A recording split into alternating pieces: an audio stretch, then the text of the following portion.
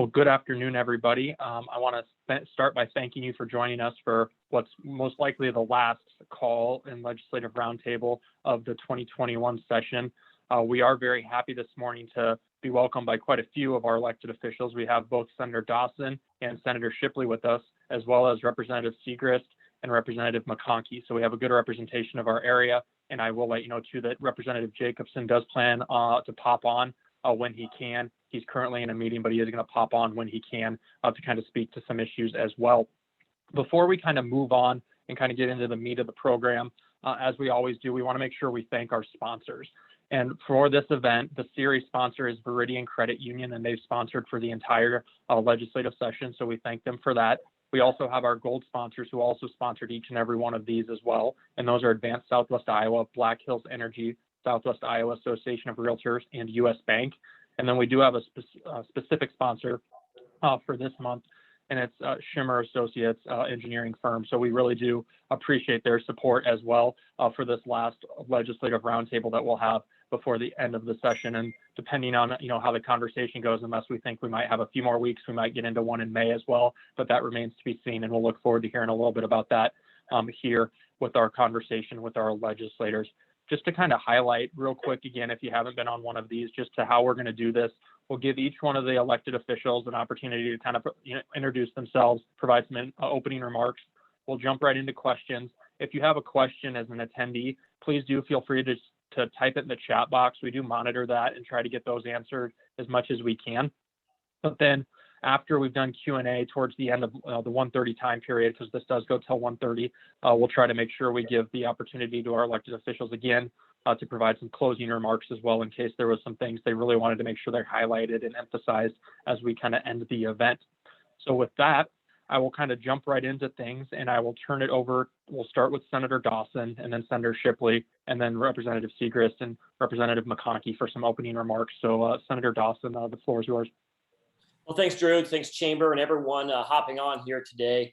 Things are, I guess, depending on where you're at, things are going to be slowing down and pretty busy. I would say from a ways and means standpoint, things are definitely, the engine's rolling here. It's some longer days and a lot of policy considerations that we're going through in these final few weeks. The legislative session is scheduled to conclude, I believe, April 30th. Thereabouts, something like that. That might be the last day. I don't believe we are going to be closing things out by April 30th.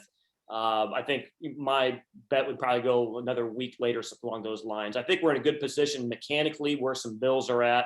Once deals are reached and we have an agreement on a budget, some of these other bigger policy issues out there, we can get things moving relatively quickly. But I think there's probably still some variations on different priorities out there that there's going to need a little more time there for us to come together and find out what we can do. And then what we can do is the only thing we have to do is get a budget done. I mean, I think there's a lot of opportunity out there for us to get some big things done this session. This last week, we reached an agreement on broadband. Fund one of the governor's initiatives, about $100 million we'll be deploying here the first year. That's going to be a sizable investment considering some of the federal monies that are coming down as well, too, to really deploy it to a wide variety of areas of Iowa that certainly are lacking those capabilities. But there's a lot of bigger issues out there as well, too. The biggest one being a budget. Like any year, sometimes big issues need to wait till next year and marinate a little bit more and go back over the interim and hear back from constituents and rework it. But the budget is certainly forefront in most of our minds, as well as some other issues there. But I think we have a lot of capacity to do some big things. Look forward to the getting to the forum here. So thank you. Thanks, Senator. Senator Shipley, go right ahead. Well, thank you. Senator Dawson is one of the busiest people in the Capitol at this point. You see him, but he's usually moving pretty fast. And if he's at his desk at all, that's kind of rare unless we're debating bills. This past week, the Senate is tasked with approving governor's appointments, and we did a lot of that this week. In specific committees, we have appointments to, there are a lot of boards and commissions in the state of Iowa that private citizens serve on. And it's not just, we call them the governor's appointments, but they have caveats in them that that these people have to meet. I mean, we can't just load everything with one party, one area of business, that sort of thing. No, they have to be, and both genders have to be all genders have to be represented on this board. So sometimes I was in task with trying to find a woman Democrat farmer this week, and so I think I've got that. I think I've got that done. But many of these are reappointments. Most of them don't have any controversy. I mean, it covers a broad range. I mean, it goes right up to the director of the Department of Education, which we confirmed Ann Lebo in that this week. So there are other things, your agriculture, your auditor, secretary of state, all those are elected, but everything else is appointed by the governor. So we worked on those. There are some bills that we've got to finish up. We ran about 20, 25 bills Wednesday. And I think I had 3 or 4 of them, and they're relatively simple. Most of them pretty simple stuff that one of them dealt with county land records and that sort of thing. So it's not real exciting to talk about, but it's important to some people that we get those things done. And so we're moving that way. Unlike Senator Dawson, people ask, well, you guys going to get done this week? And, I just don't see that happening. I can see that we may get to the end of the week and most of us will probably go home while the chairs and the leadership get some of these issues worked out. There's no point in us sitting there waiting for them to come down and give us something to do. I've done this before. We had one year, I think it was my first or second year, where we just basically went home and came back around the 1st of June to get a budget bill done. We have to have it done by the end of June, of course, for the state to continue to function. We know that we will be back sometime with reapportionment because the Census Bureau has not got the information to the states in the normal fashion. And we have a pickle in Iowa because we have to have, by Constitution, done by, I believe, the 15th of September. That's going to take some doing. And the Supreme Court could weigh in on this. They would prefer not to. So it's going to be an interesting, but just like the whole last year, everything's just kind of left open and written in pencil, and going to be a little bit difficult to get work through, but we will. But like I say, we will have to come back for a day or two when it gets to that point where the district lines, election representative government districts are set. And Iowa, I think most everybody on here realizes that Iowa is held up as a shining example of how that's done bipartisanly. We don't get into it in the legislature until it's right at the very end if we have to, and that's not, I don't know that that's ever had to happen, but we are held up as an example, so there's no gerrymandering in Iowa. So that's about it. I think we'll just, whoever's next. Thanks, Senator. And Brent, that takes us to you, Representative Segrist. There we go. Well, thank you. Welcome, everyone. Happy to be here and discuss some of these issues with you. I will concur with the 2 senators that we are scheduled to get out on April 30th, which is next Friday. That's not going to happen. If things fall into place, we could get out the next week, which is not terribly untypical to be maybe a week behind. Even with all the computerization and everything we have at the legislative level now everywhere in the world, it still takes a while once you have some agreements to push the paper, as they say, even though it's all on computers now. It just takes some time to move back and forth and get those things done. So hopefully that next week, May 7th, 8th, somewhere in that area, we will be done for the year. As was indicated, the biggest thing left to do is the budget. That's tied into some of the tax policy that has been proposed.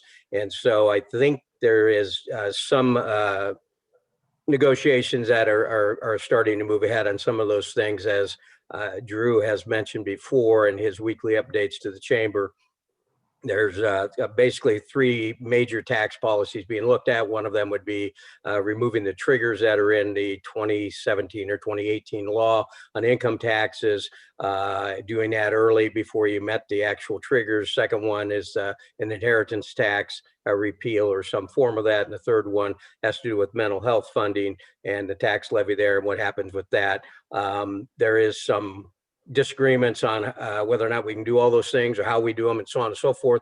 So I think some progress is being made on that. Once we get to some conclusion on that, then I think the budget could move fairly quickly, although there are always differences between the House and Senate.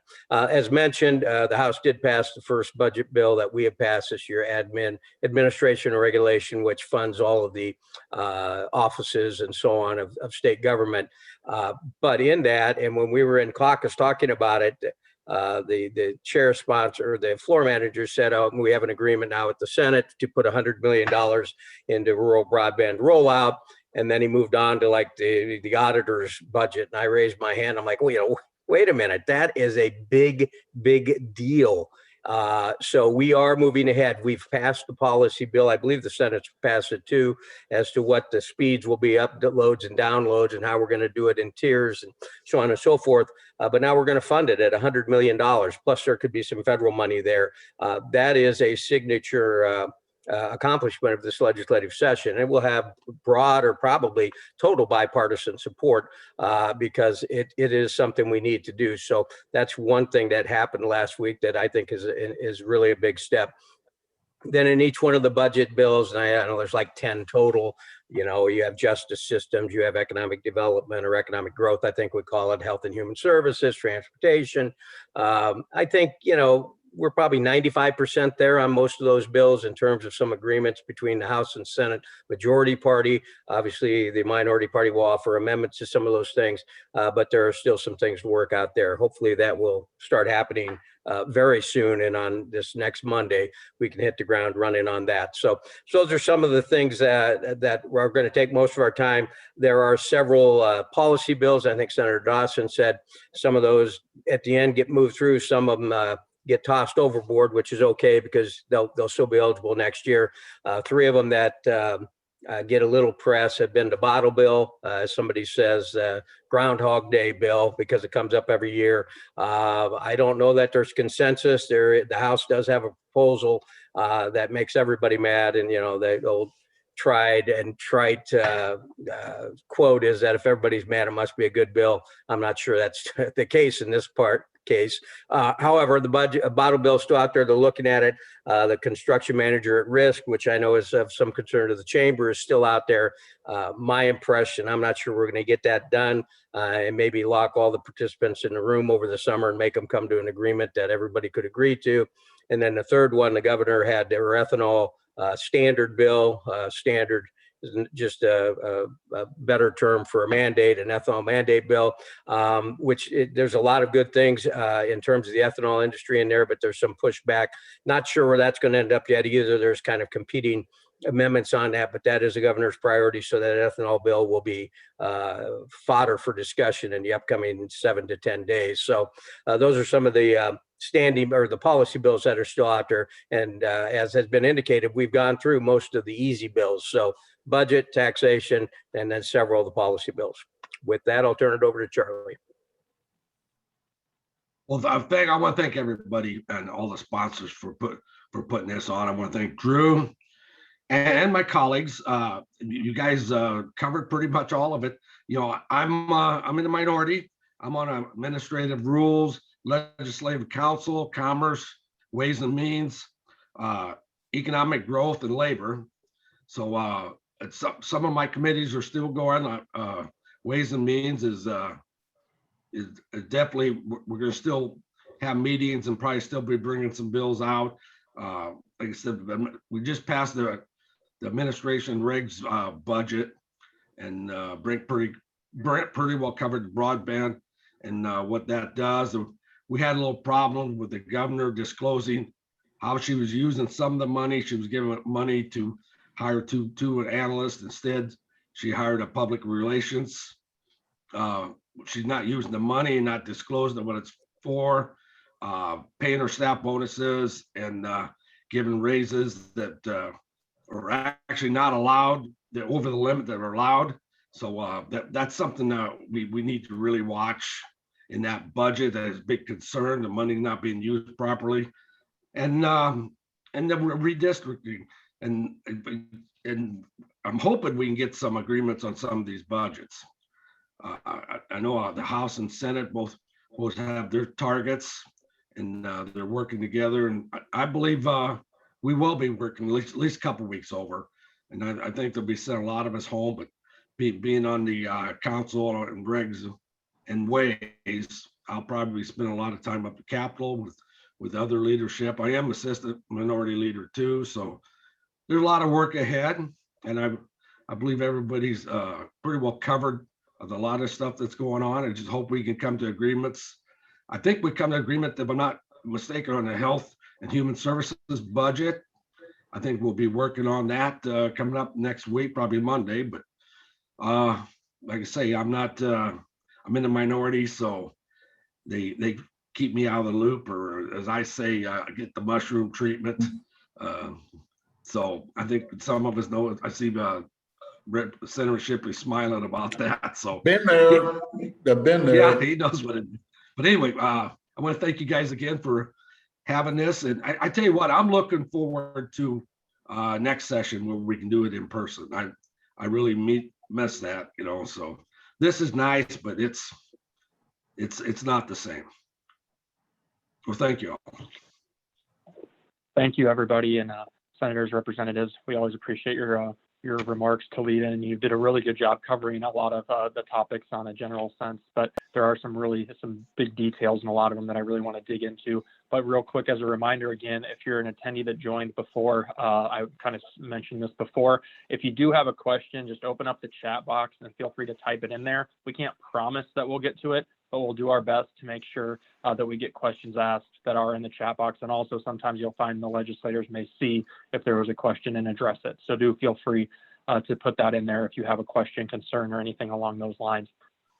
Moving on to the questions, Senator Dawson, we'll start with you just because this is a Ways and Means issue, and then we'll go to Senator Shipley and then Brent and Charlie, just as we did with the introductory remarks. But the housing bill was one that was mentioned, and there's still not consensus between the Senate and the House. As we as an organization look at it, there's a lot of things we like in the Senate bill, some that we don't necessarily like the cap limitation, so to speak, on and drawdown on the economic development tax credits of Debbie's budget. But you also do include some things that we do like the workforce housing, brownfield, grayfield, things like that. So can you just kind of outline a few of the things that are in that housing budget and also that housing bill, but then also note some of those pieces like the triggers and some of those other things that also were added into it, because there's a lot within that bill that I know that you are really quarterbacking as Ways and Means Chair. Yeah, I'll try to be brief. I'm not sure how I'm going to be brief on that question here. So this is going to be a little more nuanced, and here we go. So if everyone, those who don't recall, at the beginning of the year, one of the governor's bigger initiatives was to expand, affordable housing here throughout the state of Iowa. And that came forth both the House and the Senate through a governor's bill on a variety of facets of housing to increase workforce housing, remove the cap from the Iowa Housing Trust Fund. There's a new housing credit in there. It was to extend the brownfield, grayfield further out, I believe. And I have to go through all the details back on that original bill. Dual to that bill, when the governor's office, where they want to offset the increase in expenditures and what she had planned on doing in housing, the Iowa Economic Development Authority had a department bill that we filed in Ways and Means Committee. And that covered a variety of credits where the department offset some of those caps to pay for the workforce housing. So within, and we're going to deviate from housing real quick, but it all comes together here in the end. So please bear with me. So in the Director Durham's bill, we had the high quality job fund, which hasn't been utilized to the full extent in the last few years, where they brought down their cap on that, again, to offset some of the expenditure they were doing the housing bill. They want to re-image revolving energy loan fund and try to develop that for what I would consider to be future energy technologies. Really, if we're going to talk about, a lower carbon emission and where energy is going in the future here in the state of Iowa, it's going to be battery storage. We have a lot of windmills up right now. We have solar panels that'll be deploying here, more extensively in the next few years. I saw a good article in the Register yesterday about that. But unless you can capture that energy and store it, it's basically going in, going out. So in that bill, basically reimaging an energy loan fund to actually, the theory is, or actually the theory, but the hope is to build out for energy sources of the future here in the state. And as well, probably one of the hallmark points of the department bill was what they term as manufacturing 4.0. Manufacturing actually is probably one of those untold stories here in the state of Iowa. Iowa always has been and will continue to be an agriculture state, but we have a pretty robust manufacturing sector within the state. One of the concerns here is that some of the downstream small manufacturers don't have the capacity or ability to kind of catch up to the 21st century, if you will. These are the ones that might produce a couple of widgets that would then feed into a larger company, say like a John Deere, a Pella, so on and so forth. These are larger operators and they're always going to be fine. But what we see across the state is that the smaller manufacturers, when it comes to software IT upgrades, when it comes to 3D printing, things along those lines that are really going to help them stay competitive in the 21st century and feed into the larger manufacturers. A lot of these smaller ones just aren't able to keep up to speed. So one of the things the department produced in that bill was what we call manufacturing 4.0, which is to help those manufacturing here throughout the state. So as we discussed here in previous forums, one of the biggest questions is how does this all fit in the budget? As I said many times, just because you lower a cap doesn't mean it's net revenue neutral, which is what was kind of thing that's proposed in those there. When you have an unutilized cap space, you're not really saving money or moving it in the end. And both those bills would have reflected a net increase in expenditures and a cost against the budget. So once the REC came out, internally the Senate we discussed is probably, as opposed to having a bill over here, the housing bill, and an IEDA bill, which they're both tied together in how they're offsetting or how they were presented by the executive branch, we felt it was probably better just to consolidate those bills and paint the entire picture of what we're trying to do for economic development this year, workforce housing, some of the topics we discussed here and everything. So one of the things we discussed in the Senate, in the Senate's proposal, was that clearly housing is a need here in Iowa, but we did not want to live in a bubble or a vacuum, if you will, and not acknowledge that with the American Recovery Act plan, the most recent pandemic relief passed in DC back in January or early February, there is monies there for housing. And all indicators are that this additional infrastructure plan being proposed in Washington, DC this summer will have substantial monies for housing issues as well. So the Senate kind of used the housing discussion from the standpoint that this is going to be a multi-year discussion. We certainly didn't want to approach it, and pretend like nothing else is going to happen outside the bubble of the state of Iowa when it comes to federal monies.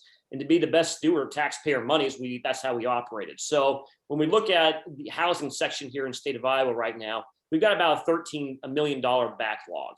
So when July 1 comes on, then the 25 million credits we have out there already, about 13 that's going to get wiped out just to pay off the previous year backlog, and we only have 12 to deploy for the next fiscal year here in the state. So the Senate's entry point is that we wanted to wipe out the backlog and provide some additional monies for small cities to kind of balance out where it'd be a 15 million for large cities and 15 million for small cities, and raise that overall workforce housing cap.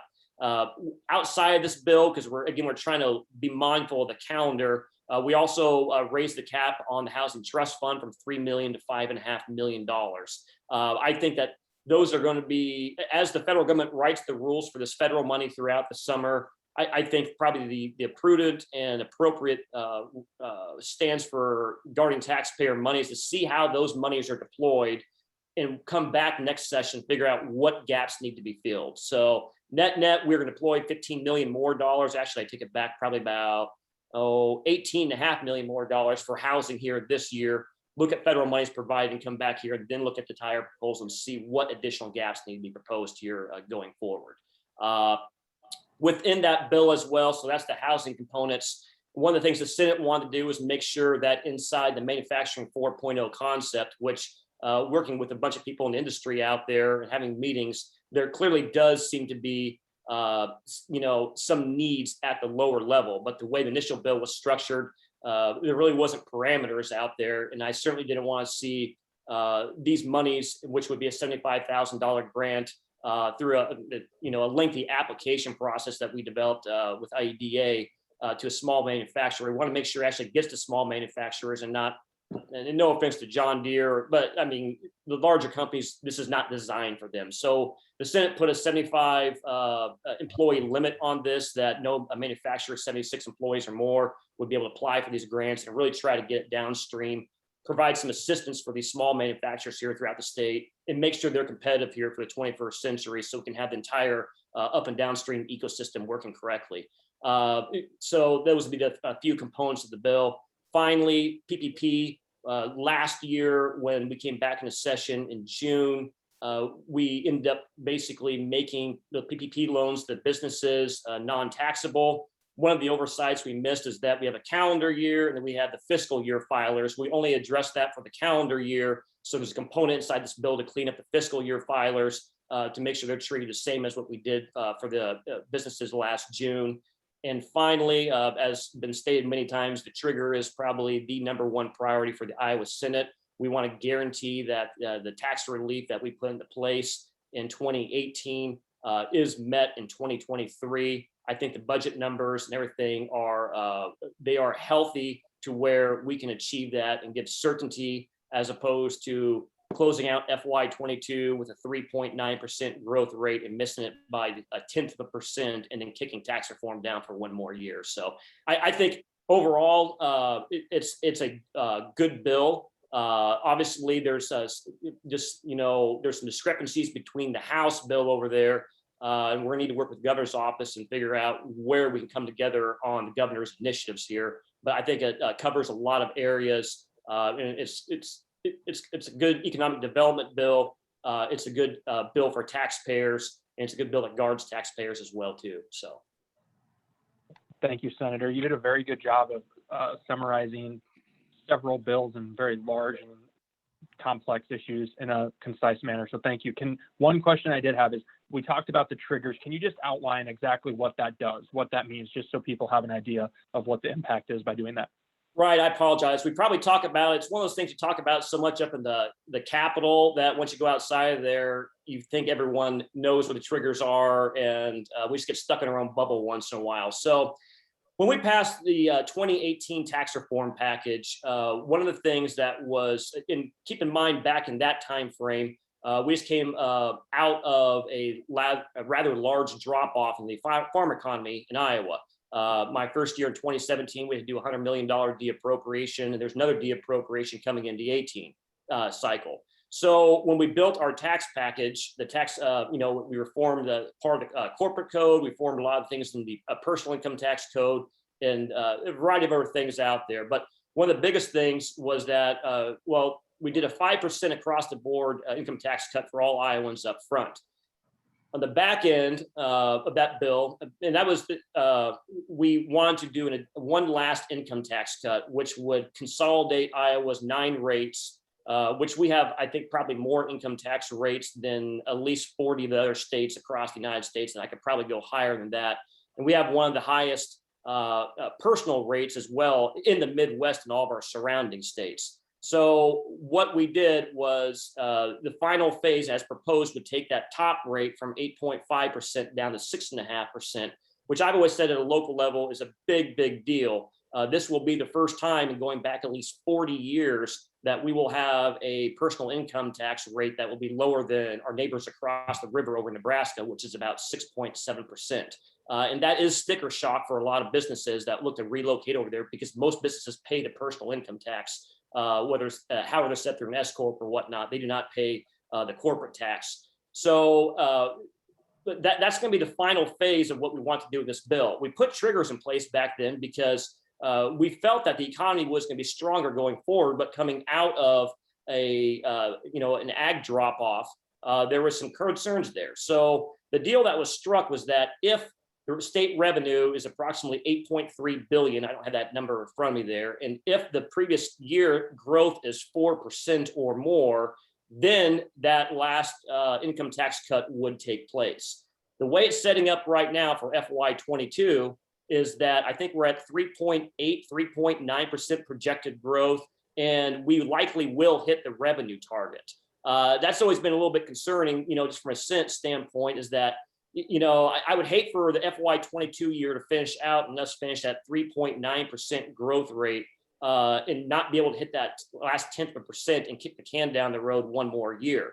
The problem for businesses, particularly here, and again, most businesses pay the personal income tax side, is that the way the triggers are structured inside the tax proposal is that we don't know how the FY22 year budget will officially finish out until September of that year. And the tax cuts could be proposed to go into effect January 1. Businesses typically prepay forward on their taxes. So if they're going to be paying, a rate that's 8.5% versus a rate that's 6.5%, there's a huge planning factor right there that is, they need predictability. I think that when it comes to predictability, we have enough vision on what the budget's going to look like next year, revenues as well as growth rate. I think we can afford this. It's the right time to move those triggers and just be done with this issue once and for all.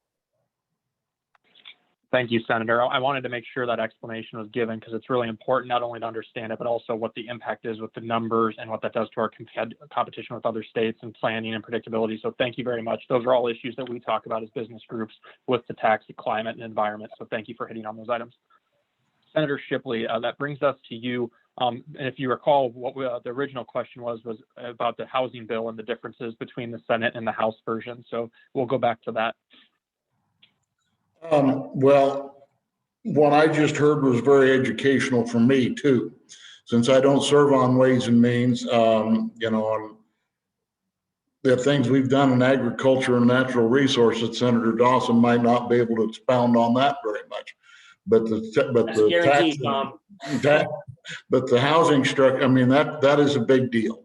We certainly know what that means, and frankly, I'm a little concerned at this point in our economy to start building housing and so forth with the construction costs that they are. How far are those dollars going to go? I talked to a gentleman, was one of my colleagues, that they were looking at building a home, and it's just unbelievable what a 1,700 square foot home was going to cost. They were talking over $500,000 to build a 1,700 square foot home. These dollars aren't going to go very far as long as our lumber costs and all the materials. And we've got to make sure we're doing it right.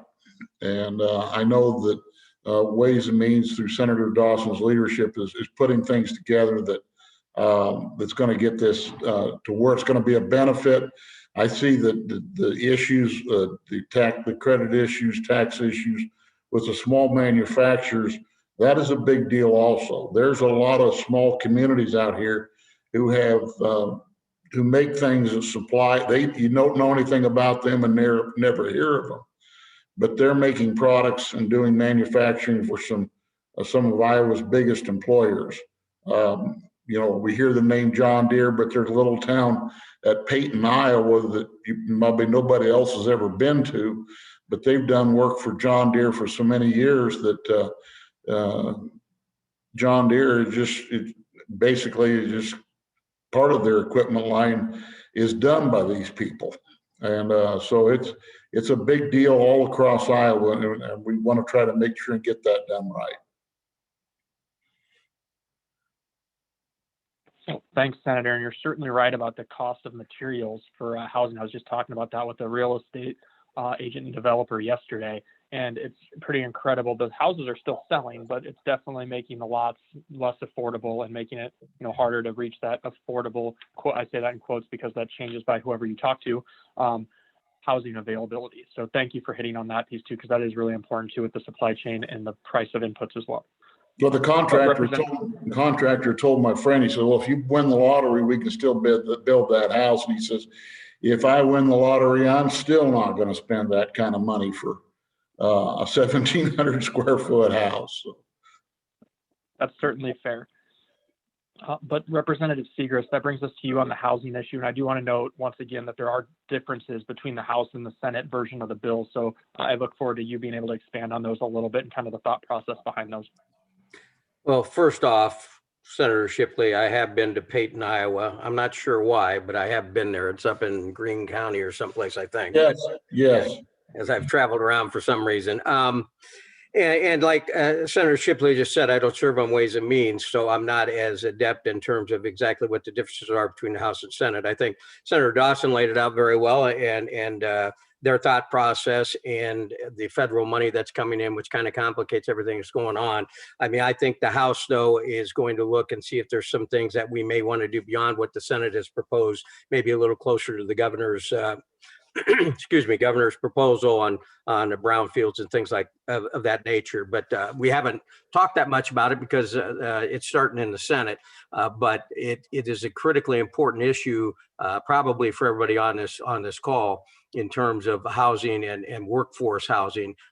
If the state's going to continue to move ahead, I've talked to numerous people from across the state in the last month. And I mean, people that are on this call right now know this. They can't hire people. They can't find the people to do the work that they need to do, be it the restaurant business or truck drivers or whatever it may be. And part of that is childcare, which we may talk about later. Part of it is housing and so on. So this initiative by the governor, I think, is extremely important. So there will be some give and take probably between the House and the Senate. And I hope maybe it'll be a little more robust, but I think Senator Dawson's laid it out pretty well there. What does factor into it, which Dan did talk about, is the tax policy, because that determines what your revenue stream is going to be. The triggers were put in, and he did a great job of explaining those things. My understanding is at the behest of the House back in 2018, whenever it was, because of concerns that were brought up that they'd had a couple of years of deappropriations because revenue wasn't coming in as strong. So in the end here, I think perhaps you will see the House and Senate maybe agree on removing those triggers early. There's a lot of reasons why that makes sense.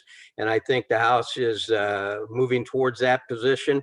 But at the same time, we are very cognizant of, on the House side, as is the Senate, I know, that we don't want to get into that situation again where we've reduced taxes so much that we have to go into a deappropriation situation if the economy tails off a little bit. So we're going to be pretty cautious going ahead on that. But in the end, I think we will probably, I'm just speaking for myself, look at removing those triggers and moving ahead with that process, because I think it would be very beneficial for us, obviously in Southwest Iowa, and probably the right thing for us to do. But we're always going to take a very detailed look at it in terms of what that means 2, 3, 4, 5 years down the road, in terms of what your overall budget numbers are, so you don't get into that deappropriation situation. If you do too much too quickly, like in 2 years, your revenue stream has really dried up and the economy slows down, you could be in a deappropriations situation. If you do reduce your revenue coming in, and maybe you look at projections in 5 years from now, it's like, well, things might be tight by then you can adjust, but you don't want to do too much too fast, so that in a year or two, you're in a bad situation. You can reduce your revenue stream, reduce taxes. I think we need to. We have a very robust budget right now, but we want to make sure that we don't shortchange ourselves in a couple of years. If 5 years down the road, the projections look like, well, you might have some trouble then, you can prepare for that over the next couple of years. So that's a long way of saying in the next couple of weeks, I think we'll probably come to an agreement on some of these tax issues. And if I had to guess, that would include removing the triggers.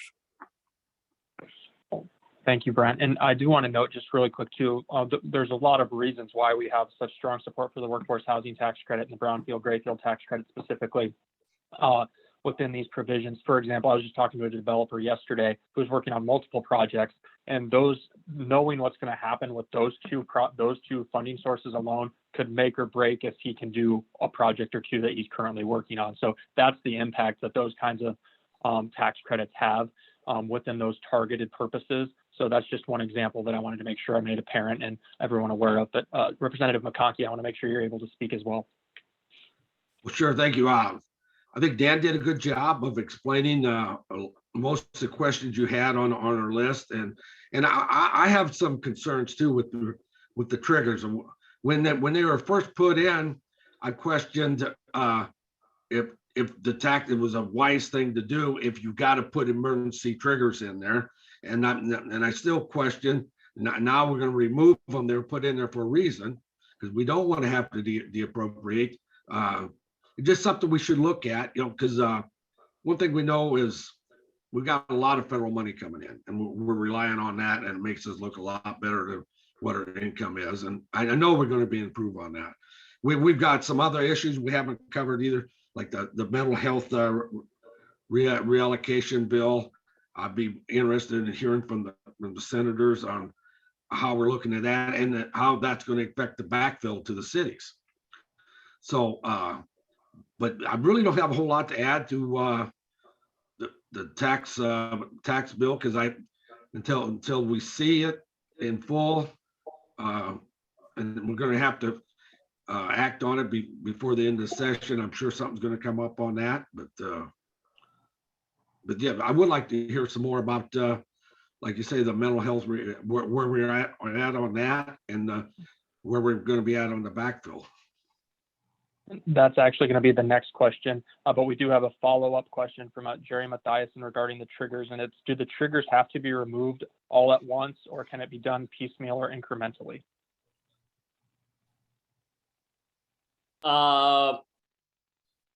If I'm tracking your question, Jerry, so the triggers is basically a revenue target as well as a growth target. I don't know. I've never liked the growth target to begin with, because that's such I said it's purely based on, I'm not going to go into that there. I'll probably say something I shouldn't hear on this. I think we will hit the revenue target on that. But for the overall system, they do need to be hit at once, because not it's just lowering the income tax rate, it's also eliminating federal deductibility, which is somewhat the offset there. So the entire last leg does need to come in, because when we collapse all those income tax brackets and remove that federal deductibility, that's how we balance things out in the system to have more of a streamlined tax system. Because if we've left federal deductibility in there, the income tax cuts would cost even more than what they would be projected on a balance sheet right now. And I would just quickly add, yeah, I think Dan explained it, that the two go together. I don't think you do one without the other. And Charlie had mentioned in terms of, not moving too quickly. I think the fact of the matter is, in the next 18 months, we'll meet both of those triggers. Everything that I look at indicates we'll meet the 8.3 billion or whatever it is, as well as the 4% growth. I think the RAC's pegged to the next year's growth at 4.5. So that's part of the thought process from me and on my side, is simply that we're going to meet those anyway. Let's move it ahead. Let's get rid of federal deductibility, which we haven't talked about. That's a huge economic development hindrance for a lot of companies looking at Iowa. And if we can get rid of that earlier rather than later, I think that's a positive thing for economic development companies looking at Iowa. So again, remains to be seen, but I suspect we may move ahead, do that. Basically, I think it'll probably be a year, maybe a year and a half earlier than we would have in meeting the triggers. And the economy is in good enough shape, I think, to absorb that pretty handily. Thank you both, and thanks for talking about federal deductibility as well, because that's something that's also very important that we as a chamber and chamber organizations throughout the state have really kind of advocated for some time. So we always have looked forward to that coming to fruition as well. So thank you for noting that too. As Charlie kind of noted, and I did following up on that, the mental health funding and the mental health omnibus bill, for lack of a better term, is something I also wanted to talk about, because there's a lot of implications within that bill, shuffling some of the obligations from property tax to state funding to sales tax and other means, but then also the backfill that's part of that as well, and the impact that has on local governments and our local taxing entities. So Senator Dawson, I would feel errant if I didn't have it start with you, being that it's your bill, but can you talk a little bit about, I believe it's passed the Senate, but can you just outline a few of those key pieces of the bill, and then we can touch on where it's currently at and the prospects of it moving forward? Yeah, so to give an overall highlight, one of the things that we've talked for, my 5th year up there is funding mental health and finding a better funding stream. Right now, everyone pays a mental health levy on their property taxes. And through that, that's how we fund the systems. The mental health levies are capped on property tax. And this system is, the finances are going to fail at some point in time. There is no appetite up there, and there hasn't been for years, which is why where we're at to, increase property taxes for mental health funding.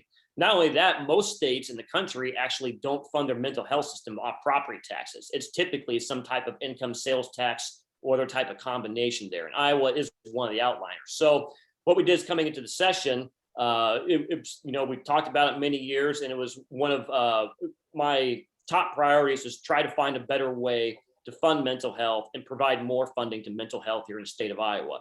So what we did was we took a holistic approach across the state, depending on your zip code and depending on the region that you're in. Not all Iowans are treated equally when it comes to mental health financing. And it goes back to it's on property taxes. These regions were kind of created I wouldn't say ad hoc entirely, but there were certainly property tax implications that were on the forefront in many of these regions' minds when they formed in the first place, which isn't fair to some people based upon what zip code you are in. So what the bill does is that over a 2-year period, we are going to draw down and wipe out the mental health levy, and the state will then begin to fund mental health like most other states do in the nation.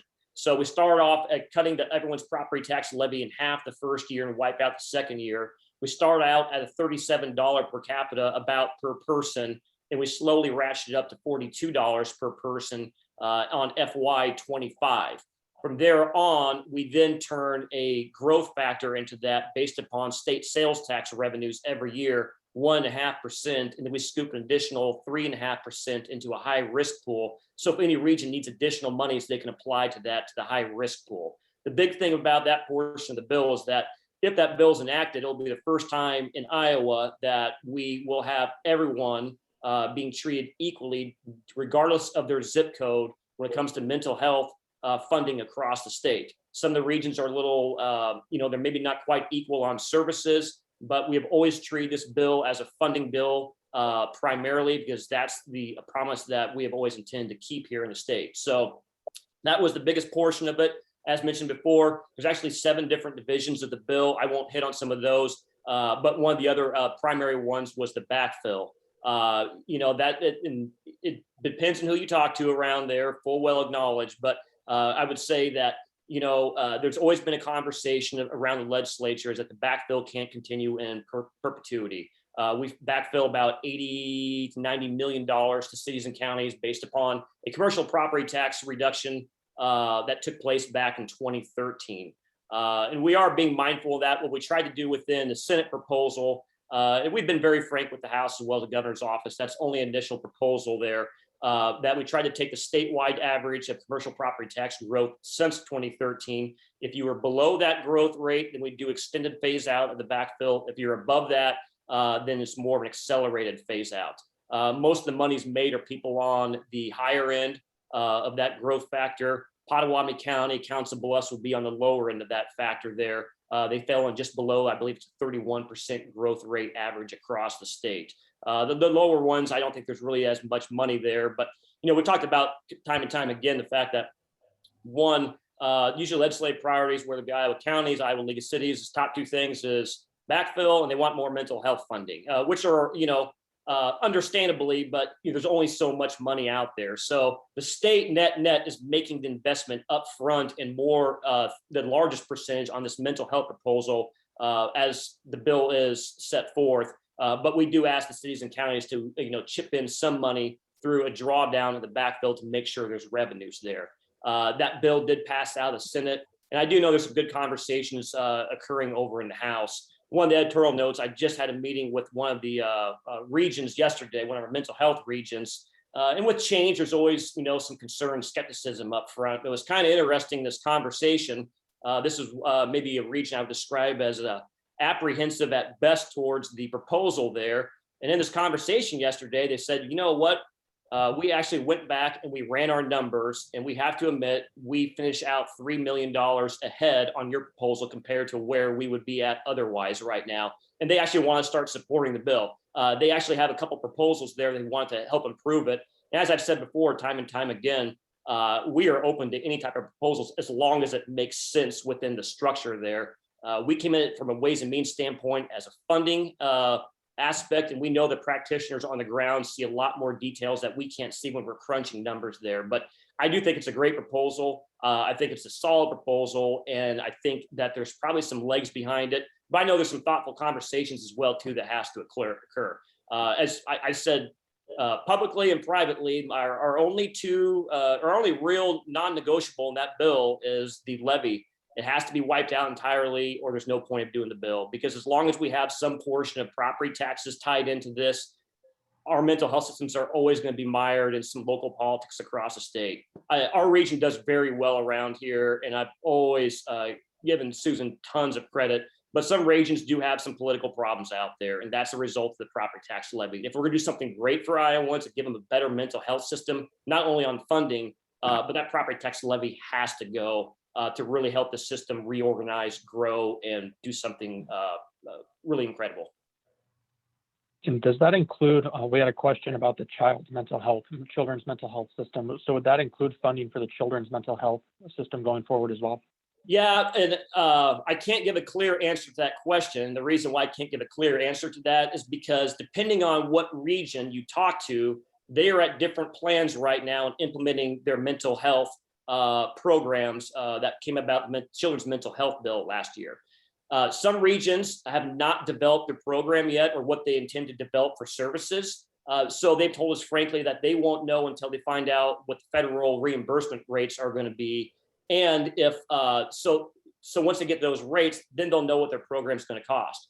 One region I talked to, they've actually already started deploying those services, and they don't need any additional monies beyond like an infrastructure build out the first year or two. So I've got to be transparent that I couldn't give you a holistic answer to that because the regions still don't know what that's going to cost yet. Based upon feedback that we've gotten from many of the regions, we do think the monies are going to be in here, but that's kind of one of the nice things about this bill is that when you tie it to a per person ratio distribution rate, it's a lot more flexible for the legislature to come in if we need to deploy additional monies for children's mental health once all these regions are able to report back through that rate as opposed to the current levy system for property taxes. Because as long as it's on that, there's probably gonna be no money out there for children's mental health. And as I've said before, I think everyone has to be honest that this system is not sustainable and it will collapse at some point in time in the funding. And then just to follow up, we had a comment put in the chat box as well. It's from Mayor Walsh, and he said the city will lose $2 million in property tax replacement from the repeal of any of the backfill. That's 3.77% of their total property tax asking. He then notes that the Iowa League does not have a mental health priority, but large population areas such as Council Bluffs and others bear most of the associated cost to mental health. So that is something I did want to make sure was noted as we go through the remainder of the conversation regarding this proposal. Senator Shipley, that brings us to you. Do you have any comments that you wanted to make sure that you provided as well regarding the mental health funding and reallocation, and then also the tie-in of the backfill and some of the other provisions that were noted? Well, I'll just start off with the backfill side of it. Of course, I don't, other than Council Bluffs, I've not heard anybody, and it doesn't have the ramifications for the rest of my district that it does for Council Bluffs, and I appreciate that. I understand that. As far as the mental health funding, when I heard what Senator Dawson was proposing, he laid it out for us one day, and I was excited about it. There are probably very few issues that I hear from people about. The number of issues, the mental health problems we have dealing with it is something that's on everybody's mind everywhere, because everybody knows somebody that has issues. And of course, we certainly see that on the news every day. So I think this is a huge step in the right direction. You know, we're not stepping in and changing the way the regions are structured or how they function. We're letting them do what they know they need to do. And I think that's important, that we're not laying out, well, you're going to have to start, we're going to change the way you're financed, and we're going to tell you how you're going to run your business. And I think that's pretty important, that we make sure that we're letting them do what they need to do. So I think this is, you know, and as we've found out, when the children's mental health, and that's on everybody's mind also, that every region has different needs and things happening. And so it's hard to say, you know, some regions are doing well. I know there's some issues. I noticed in the chat that we've got issues in Western Iowa and that sort of thing. I appreciate that. I know that. But I just close that on, you know, any meetings I ever go to that are on a national level, where there's people from other states, and I said this many times before, there's always a session on mental health, and every time, every room is full. This problem is going on nationwide, and everybody's trying to find a solution. And since that's just simply a people issue, there's never going to be a simple solution, and may never be a solution that fits everyone. Thank you, Senator. And that brings us to Brent, and then Representative Segrist, and then Representative McConkey to talk a little bit about their perspective from the House on the proposed bill that has just been outlined and discussed. Well, obviously, the concept and the ideal of this is great, and we want to move in that direction. It's also obviously obvious that the Senate has spent a lot more time, particularly Dan, on these issues than I have, and most of the House has. Having said all that, as Senator Dawson said, there have been some thoughtful discussions going on that I'm aware of. There are some concerns in the House, not again with the concept, but about some of the details, and some of them may be addressed in the bill. Because I haven't delved into it in any depth. The backfill is one of them, particularly for cities or community colleges and so on. And I think they take care of K-12 or what have you in there. But I mean, the backfill, particularly for cities, is certainly one of the issues that has been brought up on the House side.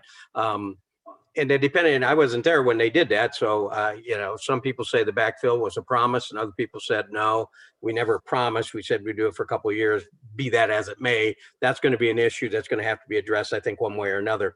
The other issue that's been brought up, and again, there may be some answers in Bill that I'm not aware of, is that we have the regions, but also within those regions, counties don't offer the same level of services. So there's some concerns that if Polk County's got the Cadillac plan and Taylor County or Mills County doesn't, and if the state takes it over, won't the other counties just raise their level of services, and how much more is that going to cost? And maybe that's answered in plan. I don't know, but there's that concern about level of services that are currently offered in each of the regions that I think the House has some questions about.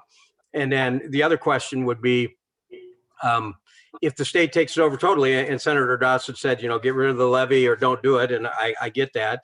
But 5 years from now, if the state runs into a situation, a deappropriation situation again, or whatever, what's that mean for those regions then? Because they have no way then to levy anything for that. But again, that's part of what the bill does. So there are some concerns. Again, I want to say, I know Senator Dawson's done a huge amount of work on this. I think it's a very thoughtful approach. I think there's some concerns that are going to need to be addressed to move this ahead. And I know he'll be involved in the discussions on those things, but those are some of the issues that have been brought up on the House Republican side. And I'm sure we'll get some of those answered, but there's still some work to be done. And I know that they're willing to talk about that. And so we'll continue to move ahead with it. Thank you, Representative Segrist. And Charlie, real quick before you go, I just wanted to note too that Dr. Murillo did put in that with all the different taxing funds, the impact to the CB school district for repeal of the backfill is just over $1 million. Sorry, go ahead, Representative McConkey. Thank you. Brett pretty well covered my concerns. Funding down the road, are we going to do that if we run into some budgeting problems? And they've got then the regions won't have any mechanism to work with. And as far as the backfill, the mayor can attest the whole purpose of that backfill was to encourage economic growth and be competitive with and really that 10% didn't put us competitive. All it hadn't done anything. All it did was cut the commercial property taxes. And the whole idea was to increase the base to make up the difference. And well, that hasn't happened. It hasn't happened. So I'm concerned about the backfill also on where it's going to go. There's been some discussion on some TIF legislation too, and that comes up every year. But I just want to keep that in mind, and I do have the same concerns that House Democrats have the same concerns as the Republicans do on the mental health issue. But yeah, I want to thank Dan. I mean, I know I understand where you're going with this, and I believe there's some merit to that, but we need to look at that more assurance that it's going to be permanently funded correctly. That's always been a problem with our mental health. We've never funded it. When we expanded the child mental health, that was a great bill, but there's no funding for it, so it just stretched them too thin. But that's my concerns over it. Thanks, Representative McConkey. And we do have Representative Jacobson on with us now as well. Representative Jacobson, the topic we're talking about, you may have gathered, it's the mental health proposal that Senator Dawson and Senate Ways and Means came up with and is now in the House for consideration. Yeah, thank you, Drew. And thanks, everybody. Great to see everybody today. I'm really intrigued by the work that Senator Dawson has done. This is a huge issue. And as I think Brent would say, we have begun to undertake some serious discussions now here in the fourth quarter of the session as to how to, template this thing with respect to the whole taxation schematic. I would say there are still a lot of viable routes that we are looking at taking in the House. Mental health is part of that. One of the concerns that has been expressed in House members in some previous call with some other constituency groups is to ensure that there's an equalization statewide that does not benefit certain regions more than other regions. And that's something that I would say some of the Southwest Iowans, even beyond this current group here, are concerned about. So, but Senator Dawson's done some great work in this area. And I think that obviously a lot's going to happen this week, because as they send their packages over to us and we send our House packages over to the Senate, the rubber's going to hit the road here. And I would say I'm open to anything that can improve our mental health infrastructure and other services here. It concerned me deeply when Clarinda was closed.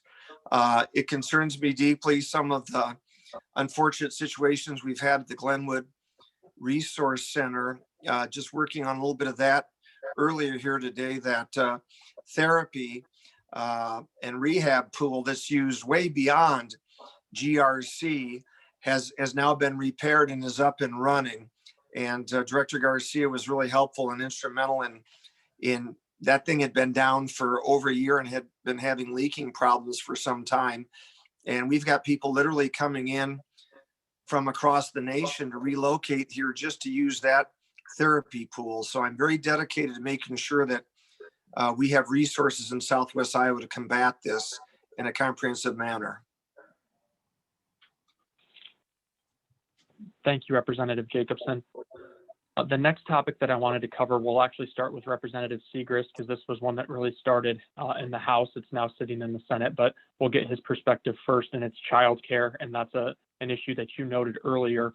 Can you talk a little bit about some of the bills that the House passed, and then maybe a little bit we can talk later on, maybe in the Senate, but if you want to as well, just the ones that are still alive and have a pulse here with a week or two out from adjournment.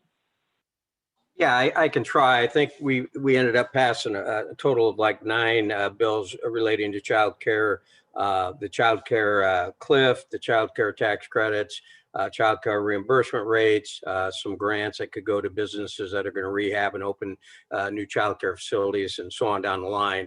I believe, and Dan may know a little bit better than I on that, because some of the bills would go to the tax credit ones would go through his committee, that there's at least four of them alive, maybe more.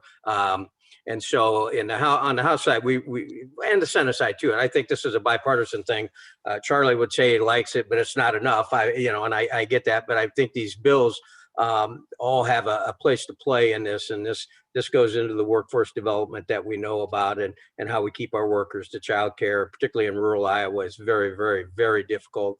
And in many cases, those small convenience stores in rural Iowa can't hire anybody to work the counter because it's counterproductive because it costs too much for childcare. So these are all important issues. But one of the major ones is childcare cliff, where you're getting state aid and you get a raise and eventually you fall off the cliff, and we want to make it a gradual drop. I believe that one's still alive, and I think that there are several others that are still being looked at. I suspect as we get into these final budget negotiations, and again, this goes into the tax side and the revenue side, because tax credits do cost the state some money, but I think these types of things are extraordinarily important for us to move ahead, as are, for example, the phase out of the inheritance tax, which I support, but that's a pretty big ticket item. And in my view, for right now, I'm interested in looking at those child care tax credits. I think that's a more immediate problem for a majority of the people of the state, as opposed to some other things. So I think there's going to be some negotiations. I'll let the Senate talk to that after Charlie, but I think several of the really big ones are still alive, and that's great. But I think those bills will be part of the final negotiations between the House and Senate, as you give and take.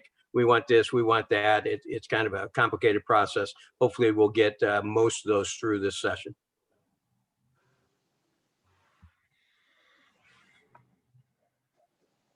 Charlie, go ahead. Brent hit on. We did have several child care bills come out of the House, and we're just nipping around the edges of the whole problem. But I think the biggest one is the cliff, and I think that would extend it out. And here's the problem I've been talking with employers too, and Representative Seeger mentioned it. They can't, with the cost of childcare, they can't find anybody to come work, and it affects like ConAgra, Tyson, a lot of places locally. And I helped with a bill for the employers to set up an in-house childcare, which I think would be great for those manufacturing plants where they can just bring their child. And if they're having problems getting employees there because of the cost of childcare, and that's something that we have to address. We need to address. We offered a comprehensive plan. Democrats did to take care of this, and I like to know. Well, I like to see some of them get passed out of the Senate. I don't know where they're at. They're sitting in the Senate probably, and perhaps Dan could tell us the status on those bills.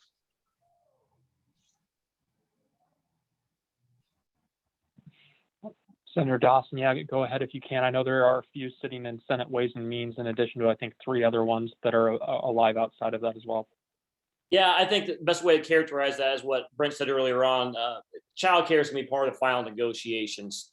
As I've said in every one of these forums previously, we have a lot of good ideas out there, but it's how does it all fit the budget in the end? As indicated, I think the House passed 10 bill or something thereabout there. Clearly, once you look at what we did with broadband, what we're trying to do with workforce housing, manufacturing 4.0, provide tax relief, mental health funding, there's Iowa's primary crop is corn and beans. And if money trees were a bumper crop, we'd be planting them all up and down the Capitol hill there. But that's not the case here in the state. So we gotta look at what we can actually afford here in the state. I full well believe child care is gonna be part of that final negotiation in the end. How we go about it, I'm not quite sure yet. I have a personal preference, as indicated earlier on. I would rather deal with some of the credits we currently have in the system. We know those work.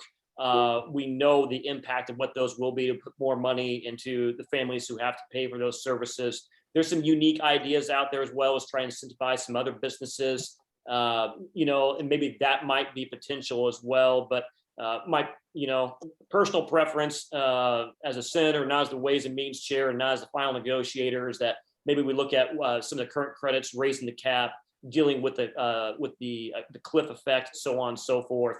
And take a look at that. But in the end, we meet a lot of priorities with fit within a budget. And we will get some done in childcare. I'm pretty confident. And Senator Shipley, did you have anything to add regarding the child care bills? Well, no, I know exactly how important it is. And quite honestly, my fear is in much of these discussions, and it goes beyond childcare, we're looking at a bunch of this federal money flowing in to deal with this. And, it may be one thing to use that to set up some facilities or set up a system or whatever. But if people are getting excited and we're going to run child care programs off this federal money, and in 3 years it's not there, then what happens? And I think this is a huge problem, not just in Iowa, but across the country. The people think this is just going to go on and on. And we're going to look at, I hope we never get to the point in Iowa where we're going to establish programs on one-time money. And then, families get dependent upon that, and then it's gone. So I know we have to put something together, but it better be based on a long-term strategy that does not include getting bailed out by Uncle Sam, because Uncle Sam cannot do this. This is just a recipe for disaster. We've seen it happen before where governments set up a nice plan or program or whatever, and then oops, 5 years later, well, we don't have any money to do that, so we're going to lay it off on you guys on the local levels to try and take care of it. And I think we can use some of that money to get something started, but to make it people think that we can just run things forever on that would be a huge mistake. Thank you, Senator Shipley. And Representative Jacobson, I wanted to give you a chance to speak to those issues as well.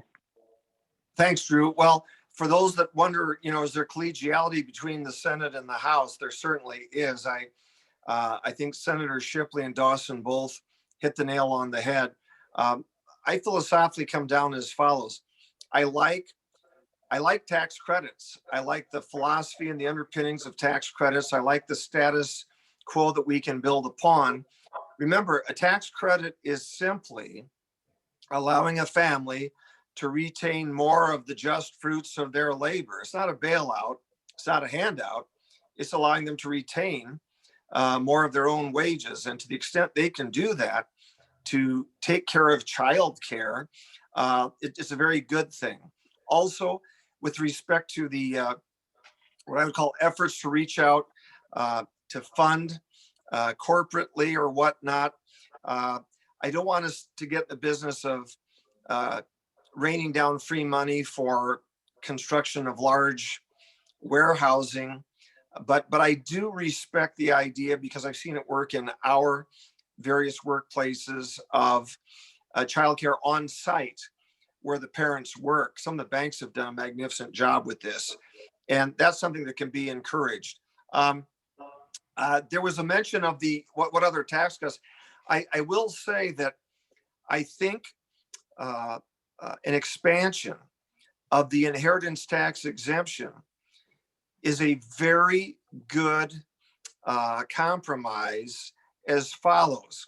Right now, obviously, inheritance tax is an unfair tax because it's a tax on wealth, and it's a tax on wealth that has already been previously taxed at upwards of 60% when you include all the different taxes that it was subject to the first time. And we would not have to eliminate the entire Iowa inheritance tax, but right now we've got a carve out for lineal descendants. And if that were extended to siblings, that would only be about a $15 million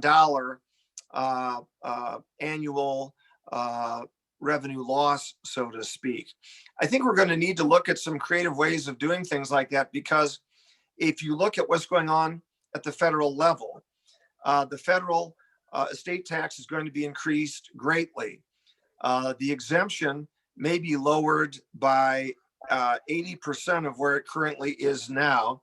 The rate may or may not even exceed 50%.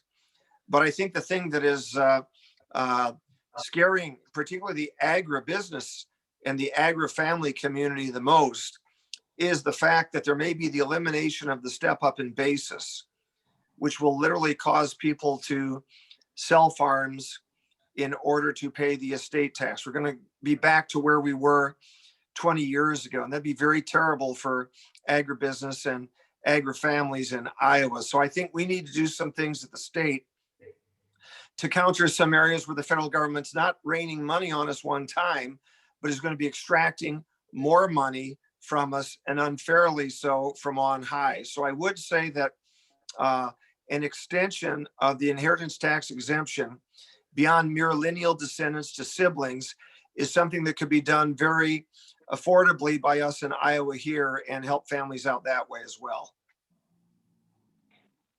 Thanks, Representative Jacobson. I was actually just having a conversation with someone who does farm management and appraisals, and along those lines, that he spoke to that very issue you just said about the selling of the transitioning of farms with that concern. So I'm glad that you noted that as well.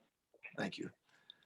We did have a question from the audience, and it comes from Doug Reed, the County Emergency Management Director. And we'll start with Senator Shipley or Senator Dawson, if either one of you are familiar with this bill. He wants to know about Senate File 604, and it has to do with the addition of emergency preparedness supplies to Iowa's annual tax holiday. Do either of you know the status of that bill? Yeah, we just passed that out on Tuesday, I believe, a Ways and Means Committee this week. I think we passed a total of about 18 bills in the course of 2 days. Once those bills pass out of committee, LSA then generates a fiscal note. They work in conjunction with the Department of Revenue. I'm not aware if a fiscal note has been generated for that bill yet. That's always been kind of one of the big factors there as to what it's going to cost and how we look at that. So I need to go back with the fiscal note. And again, it kind of fits an overall budget picture and everything. I don't have much more to add other than I think it's also passed out of the House Ways and Means as well, too. I don't know if we have a variation to bills or not, but we're gonna have to wait for, it should be relatively quickly once we get a number there and see if that can work in the overall budget, so. Thank you, Senator Dawson. I wanted to kind of bunch two questions together just because they're both ones that we've talked a little bit about before and then addressed some earlier this time, but I also know that they're both sitting in the House kind of waiting to see if they can get the votes. And those two bills are the medical malpractice bill and the construction manager at risk. So we will start with Representative Jacobson on this one, actually, and then we'll go to Brent, and then we'll go to Charlie, and then if the senators have anything they want to add. But can you talk a little bit about the current state of medical malpractice, that bill, and then also the construction manager at risk bill?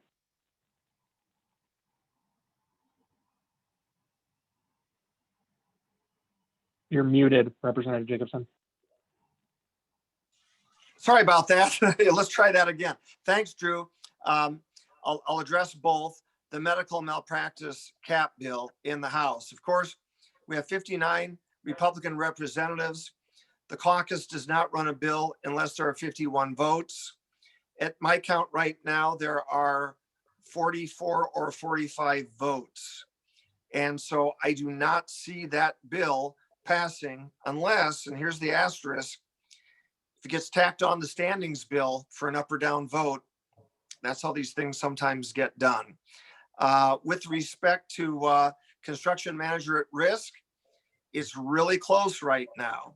And the ethanol obviously is one, there's been a great deal of movement toward that bill. And you might have discussed that already at the front end, but that has flipped very positively in the House in the last week based on some work that we've done. So I would say med mal practice caps, no, unless they're attached to the standings bill. Construction manager at risk, it's a 50-50 coin flip. And the ethanol bill, I'd say better than 50-50 getting out of the House. Thank you, Representative Jacobson. That brings us to Representative Segrist, then Representative McConkey. I don't agree with everything John just said. I'm shocked. But he's right. I think the med mal bill is not going to go anywhere. And I would be shocked if if it got attached, a major policy piece like that. It does happen, but it got attached to the standings bill, which is kind of the last bill out of the House. As a general rule, and we break it every year, we try not to put too much policy into budget bills, because budget bills should be budget bills. You shouldn't have policy in there, and that's the general rule, but we break it every year to get some things done. And the Like standings judicial bill, nominating, like yeah, judicial well, whatever it may nominating. be, yeah. And the standings bill has some of that too. I'd be very surprised if Med Mal got on there, but John is right on that. There aren't the votes there. Construction manager at risk bill, what have you. I mean, I mentioned that earlier. I don't think, without some changes, I don't think it can pass. Well, I know it can't pass an House without some changes. I think the Senate doesn't really want any changes. So I think that's a situation where it may not end up getting anywhere, and that if it doesn't over the summer, I think those parties could get together and bring everybody together and actually get a bill that everybody could support, probably in a very strong bipartisan fashion. So that remains to be seen. And I mentioned the ethanol bill too. John's much more optimistic than I probably am on that. I do agree there's been a lot of work done on it, but I do think there's still some resistance to that. And so it's still a live round without a doubt. I'm just not sure. I wouldn't give it a 50, better than a 50-50, which John said. I might give it a 50-50, but not better than. I think it's still got some people that are having some troubles with the standard, or what we would call mandate, and whether or not the Senate, how interested the Senate is in taking it up. That bill is one of those bills where you have friends, if you will, political friends on both sides. The ethanol industry as opposed to Fuel Iowa and the convenience stores and so on. And so you try to find some middle ground. They're closer, but they haven't found it yet, I don't think. Thanks, Representative Segrist. Representative McConkey, that brings us to you. Yeah, on the fuel bill is, you know, I agree with Representative Segrist on a lot of that. I like the idea of that, but it's got some problems on both sides. And the medical malpractice, every year I try to look and see where the problem's at.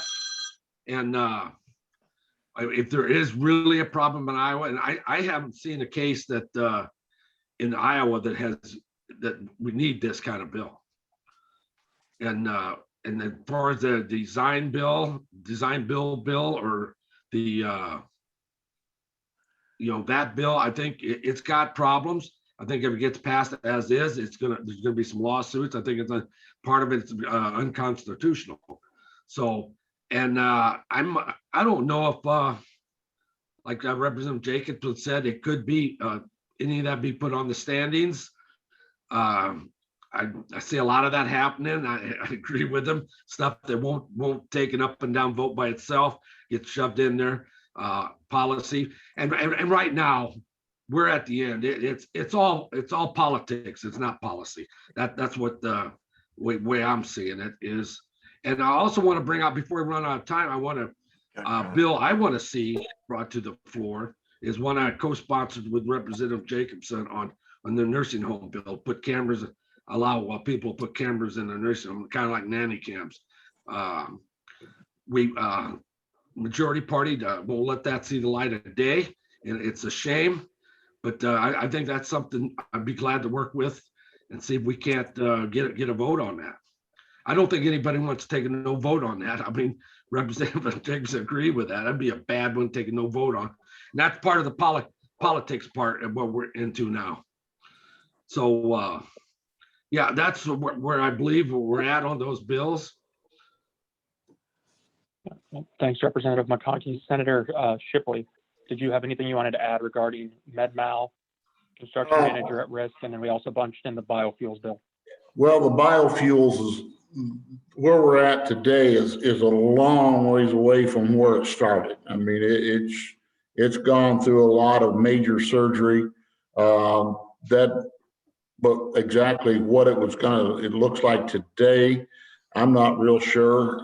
But I understand it looks a lot different, and I still get messages every day. I'm not sure how these are getting all generated from people very concerned about it. My response has been back is that it's a lot different than what it was.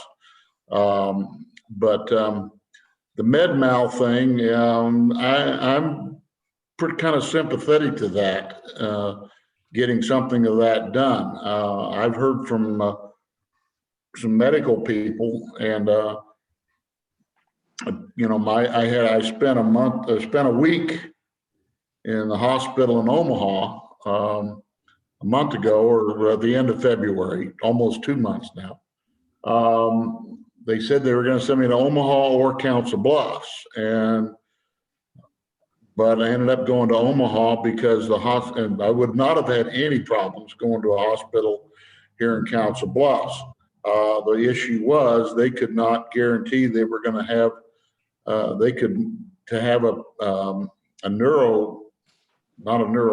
neurologist on hand on the weekend. Now, why? Well, I don't know. We got to wonder why. So does that go back to Iowa's issues with medical malpractice? I don't know, but there's obviously some things that need to be addressed. Drew, if Thank I you, could just, Senator. Oh, sure, Drew, go if ahead. I could just say, I appreciate Representative McConkey's discussion on the nursing home camera issue. It's one that's resonated with a lot of our constituents in our Council Bluffs area districts here. And I think it does point out that there are times when there's a lot of good bipartisan cooperation. Representative McConkey has helped me a great deal on that issue. And Representative Meyer has helped me a great deal with the Brian Meyer, Democrat from Polk, on the Glenwood Resource Center issue with the rehab pool. And John Erickson, who I think is on the call, former Democratic Harrison County supervisor, has worked with me very closely, where we were on earlier and I was on with the Attorney General, where we've got that issue up on the levee repairs, where the state has funded $20+ million based on the hard work of my colleagues to repair those 4 levees up north of Council Bluffs and Crescent, Loveland, and Honey Creek.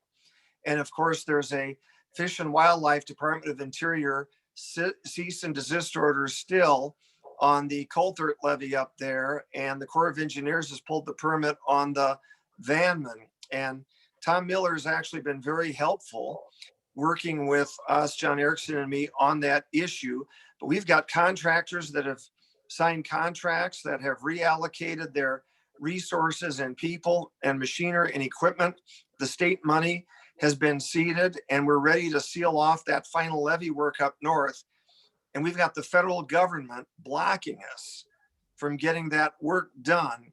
And I appreciate these were issues that are not Republican or Democratic issues. John Erickson and I and Tom Miller, all the way in Des Moines, we're all working on this, and Senator Dawson and Shipley and McConkey and Segrist and I in the House have all been working together on this. So there are some things where we found some real good bipartisan working relationships to advance truly the interests of our constituents in this whole Southwest Iowa area. And although Representative Seek isn't on the call, Dave Seek has been absolutely heroic with respect to the work that he's done to help all Southwest Iowans along the river.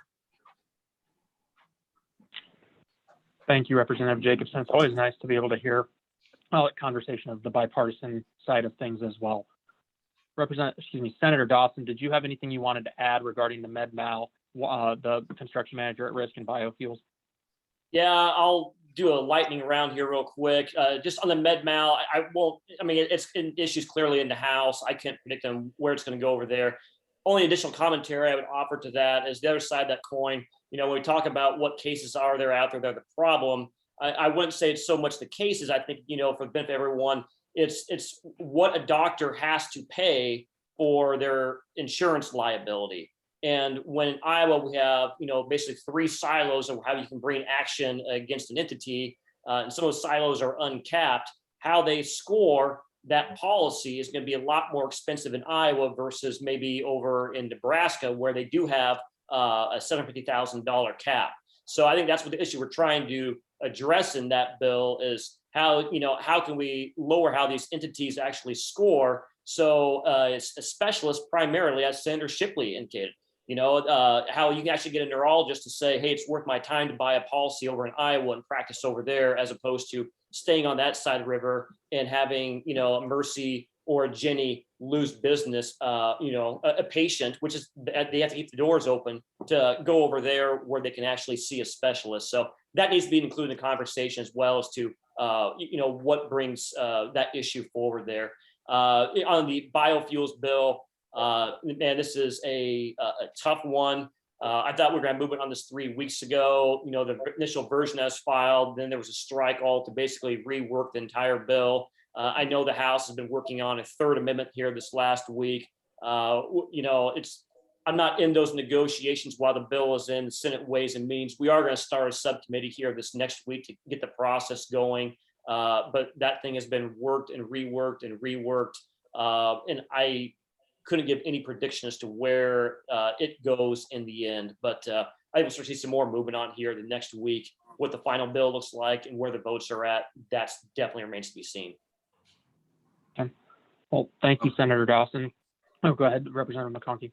Yeah, real quick. On the medical malpractice, there isn't like you said, there isn't a case, but maybe we should be looking at the insurance company. Maybe the insurance commissioner should be looking at the overcharges, what they're charging for. Maybe something might happen. This is ridiculous. How they've priced themselves on the medical malpractice for the state of Iowa. Maybe we should be looking at the insurance companies causing the problem. But as far as the cap, Iowa's never had a problem with that. I don't know of any case that has. And if somebody gets awarded an unbelievable amount on a medical malpractice, there's a reason for it. And those always go back and get repealed, and they never get paid out to that and no matter where you're at. So I believe we should be looking at the insurance companies. They're overcharging the rate they're charging our providers. I think that's the problem. I don't think it's the cap, because we never had a problem with any lawsuit in the state of Iowa. So I'm sorry to interrupt, but I had to mention that. And from our perspective, we usually run into the conversation that we have and the concerns that we hear as chambers is kind of what Senator Shipley and Dawson outlined, is the fact that you're having to go across the river for coverage, and it's largely because that doctor isn't seeing the impetus to have coverage over in the state of Iowa as well. And it's a workforce issue for our healthcare employers, especially when you have two networks that serve both sides of the river. And you would think that if there may be some transient, so to speak, ability there, and it seems like it's not necessarily what you would think. I know we're a little bit past time, but I always do want to make sure that I give each the elected officials time for closing remarks if they want to provide any. We'll kind of go in reverse order like we have from a lot of the other conversations. And Representative McConkey, we'll actually start with you, then we'll go to Representative Jacobson, Segrist, and then Shipley and Dawson. Well, I pretty much give my closing argument. I mean, not closing argument, but what I wanted to talk to you about before. But I do have concerns on like tax credits. I agree, tax credits are great. That we've discussed this, but the tax credit have a purpose. I mean, they're just not to support a company. They're designed to grow the economy, help the business grow their business, help them employ more. And I was real disappointed when I seen the Senate passed a tax credit or tax exemption for dance studios, and nobody's moving on the nonprofits, their tax exemption for food banks. Now there's a tax exemption they should have. I mean, food banks, nonprofits shouldn't have to pay taxes on what they do.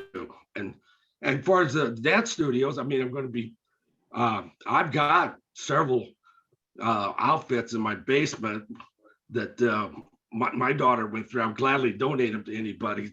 They could have those. But anyway, like I say, this is, we're coming towards the end. And it's all about politics. I think most about politics are we discuss all the policies, and that's how I feel we're going. I mean, I'm sure my colleagues disagree with me, but that's where I'm looking at it. I've been here I think, well, I've been here as long as Brett, he took a break. I've been here as long as anybody else in the legislature. And Just as long as I have, Charlie, 7 years. yeah, we got elected at The the same time. time. But and it's an honor to serve you. It's been a privilege for me to serve, and I'm always available if anybody has a concern or question. That's what I'm here for. And I thank you all again. Thank you, Representative McConkey. To again go to Representative Jacobson and Representative Segrist. Thanks again, Drew. Thanks again, everybody. It's a solemn honor every day we walk into that most magnificent Capitol to do the work of the people. And the arc shift has definitely gone now from policy more toward sharpening the pencils and matching up the appropriations with the policies. I want to make certain, as an advocate for Southwest Iowa, I'm attorney by profession, and essentially my constituents are my clients, to ensure that our monies that are paid in from our folks' taxes do get a return back to the area here. It looks like we're going to fully fund Iowa School for the Deaf and Blind again. That's a big plus.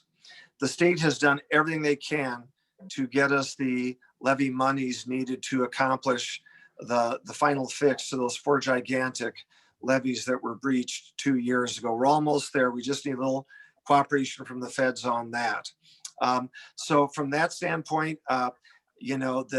we've got people in Council Bluffs that use that therapy and rehab pool way beyond the membership of people that are residents at the Glenwood Resource Center. Looks like that infrastructure has stabilized now. The other thing I can report is that in my discussions with Sue Fenton from Department of Transportation, they're moving up that Highway 92 repair between Carson and Trainer a year from now, next summer. And that's great news, because if you've driven that path recently, which many do, who come down 59 and then scoot over to Council Bluffs or Omaha along Highway 92, that's a wretched stretch right now between Carson and Trainer, and that will be fixed a year from now. So that also is good news. So I'm bullish. I think we've got a good wind at our backs as we will probably put in a strong 6 days, hopefully culminating with an adjournment sine die on Saturday. But want to just thank all of you for your input. I read every email, every text, every phone message that comes in, and I use those to feed the process, both in our drafting and in our caucus debate. So thank you guys all. God bless you. Look forward to many more of these, God willing. Thanks, Representative Jacobson. Representative Segrist. Well, Representative Jacobson just referenced Susan Fenton. She was my chief of staff my 10 years as leader. So I told her to be nice to Jacobson. So I guess she followed through. Representative McConkey, if you promise to show up in your dance leotards on the floor of the House, I will fight with you against that bill, but only if you show up with your leotard on. This is a time of year where things get a little strange, and we've all alluded to it, and I've been through it quite a few times when you're making the deals. I understand people say a lot of politics are played, and certainly politics is always played at the Capitol, but there's 150 people who have different ideas up there in the House and Senate. They all think they're doing the right thing, and ultimately the majority party makes a lot of those decisions, hopefully with input from the minority. Some of that relationship between minority and majority over the last 20 years has been strained for a variety of reasons. You see that at federal level, but we will continue to work our way through this budget, which is going to see increases in a lot of areas: community college funding, economic development funding, prison systems, and so on. And while none of it is ever enough, I think you will see a pretty solid resume when it's all said and done over these next 2 weeks. So there are some funny games that will be played here over the next 2 weeks, not in a negative way, just the way you have to shut down this process. And if you haven't been through it, it's kind of hard to understand how it works, but there's a lot of give and take. There's a lot of strong personalities on both sides of the aisle and in both chambers, and you have to swallow some things sometimes you don't want to do. I've told our caucus before that if you go to Des Moines thinking that you're going to vote exactly the way you want to vote every single time, You can do that, but you won't be very effective because there's give and take and there's compromise. And we'll see a lot of that in the next 2 weeks between the House and Senate, as well as the governor. And I think it will result in a pretty good year. Beyond that, I just ask for your sympathy because I still have to drive to Dubuque tonight. My daughter graduates from Loras College tomorrow. My son's flying in from LA through no fault of his own. He missed his flight. So now he doesn't get to Omaha until 7. So I don't get to leave for Dubuque until 7:30. So it's going to be a long night. So think of me tonight. If any of you are having a glass of wine or a beer, I'll be on the road, totally stone cold sober, driving to Dubuque, hoping to get there by 1 a.m. so I can get up in the morning and go to mass and then go to graduation. So I hope to report on Monday, but I may be dead by then. So thank you. Safe travels, Thank you. Representative Segrist. That brings us to Senator Shipley and then Senator Dawson. Okay, well, Brett, we'll be thinking about you when I'm sitting there with my feet up doing something. It may not be any more than just a strong iced tea. I'm just going to close with thanking everybody for being here. I thank the chamber very much for doing this, and I thank you very much for doing it this way. I know we all prefer to be at home, but you know this makes it much easier for me, and but I still like to get to see what I'm just not the kind of person that wants to be holed up and not visit with people. But two things I wanted to point out, just two little stories that have come up. In the last week or two, I've had people contact me really wanting to get a bill passed or started to do such and such and such and such. And I just don't quite understand exactly, asking this late in the game. No, it's kind of like showing up with 2 minutes left in the fourth quarter. I'd like to play, coach. No, you've got time now during the summer to work on this. And so the last thing is something that kind of bothers me, and we get inundated with emails left and right. Some of them are personal emails that are written. Some of them are packaged emails. Well, I decided on one particular issue, I was just going to respond back to some of these packaged emails to thank them. And I asked them specifically, where do you get your information from? And of the one, I sent several, didn't get answers back on all of them, didn't expect to. A couple of them told me kind of where they got information. One of them was Facebook, which, we can hang our hat on that one. But I got several of them back that said, sir, I never sent you this email. So there's these deals going on out there that organizations are getting these, it's far beyond my technical capability on how they do this. But we're getting a lot of messages from people that never even sent them. And so, they wonder why we don't, respond to what they want to do. Well, I really don't know if they will know what they want us to do because somebody grabbed that list and is using their name and information. So I just wanted to point that out. Many people don't know that happens, but it is happening more and more all the time. Thanks. And I very much appreciate the opportunity to be with Chamber of Commerce. And that's where I'm sitting right now. I am sitting in Chamber office. I brought my computer along to my doctor's appointment so I could sit down, and Drew was kind enough to let me, and Rita in the office got me straightened out. So. Thank you, Senator Shipley, and we're glad to house you, and you're welcome anytime. And then Senator Dawson, that brings us to you for your last closing remarks. Yeah, thanks, Drew. And I'll first start off by correcting the record there. Always appreciate when Representative McConkey takes interest in the Senate Ways and Means, but he actually has his facts backwards. The dance studio bill was a bill that an individual member filed and ran a subcommittee and has never been through the full Ways and Means Committee and won't go through the full Ways and Means Committee. Whereas the food bank bill, which I think he thought that wasn't passed out, actually did pass out on Tuesday, and is now Senate File 601, which does give a tax exemption to food banks. So I just want to correct that record there. I'm not sure what staff would provide you that information, but you might want to go back to them and tell them that they got absolutely backwards of what we have and haven't done in the Iowa Senate. We're doing a lot of good things here. So anyways, kind of like what's been stated here before earlier on, there's a lot to happen the final 2 weeks. I think we're gonna get some good things done. On paper, it's like we're pretty far apart in some stuff, but I think the topics of what we're trying to address, there's nothing that's insurmountable that we can't get there. Some things might need to go to next year, but quite frankly, my experience in the past is once in a while in the bigger bills, when you look at them over the interim, they do become better the second time around as opposed to the first time around. But I think we're gonna make, like we already addressed broadband in this first year. I think we're gonna make some strides in childcare. I think we're gonna get something done in workforce housing. And I think, we are gonna be able to give Iowans some tax relief, some form of fashion. Income tax and property tax, income tax, inheritance tax. Can't predict that at this point in time, but we're gonna get some good stuff done. So more to follow, but thanks everyone for having us here today. So. Thank you, Senator Dawson, and thank you again to all of our legislators for joining us. That we thank our sponsors once again, and then we also thank all of you for attending and hanging with us for a little bit past the hour and a half that we had allotted. So thank you very much for your support. I hope you all have a very nice weekend. Thank you, Drew. Senator Dawson.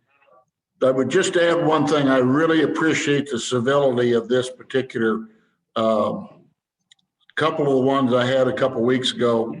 There were people looking for a fight, and I really appreciate the way this has all been handled and the questions that have come in.